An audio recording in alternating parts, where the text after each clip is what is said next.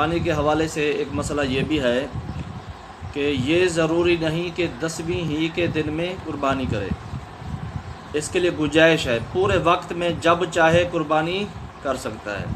لہٰذا اگر کوئی بندہ ابتدائے وقت میں اس کا اہل نہیں تھا، یعنی قربانی کے وجوب کی جو شرائط ہیں اس کے اندر نہیں پائی جاتی تھی، اور آخر وقت میں وہ اہل ہو گیا، یعنی قربانی کی وجوب کی جو شرائط ہیں وہ اس کے اندر پائی گئی، تو وہ آخر وقت میں بھی قربانی کر سکتا ہے۔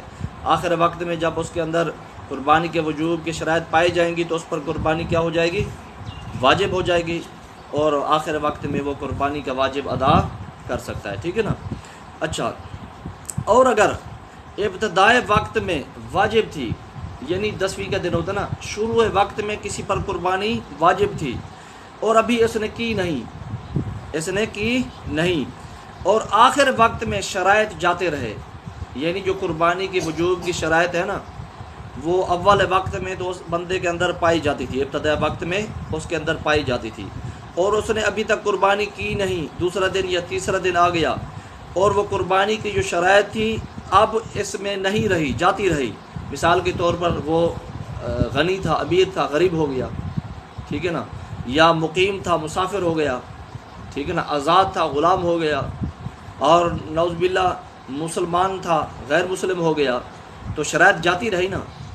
تو اگر کسی پر ابتدائے وقت میں قربانی واجب تھی اور ابھی کی نہیں اس نے، اور آخر وقت میں کیا شرائط جاتے رہے، کس طرح جاتے رہے یہ میں نے آپ کو بتا دیا، تو کیا ہوگا؟ قربانی واجب نہیں رہے گی اس کے اوپر، قربانی اس سے ساقط ہو جائے گی، ٹھیک ہے نا۔ کیونکہ اگر ابتدائے وقت میں قربانی کا اہل ہو اور آخر وقت میں اہلیت اس کی قربانی کی اہلیت اس میں ختم ہو جائے، یعنی شرائط قربانی کی جو شرائط ہے وہ جاتی رہیں، تو قربانی اس کے اوپر واجب نہیں رہے گی، اس کے اوپر قربانی کرنا لازم نہیں رہے گا۔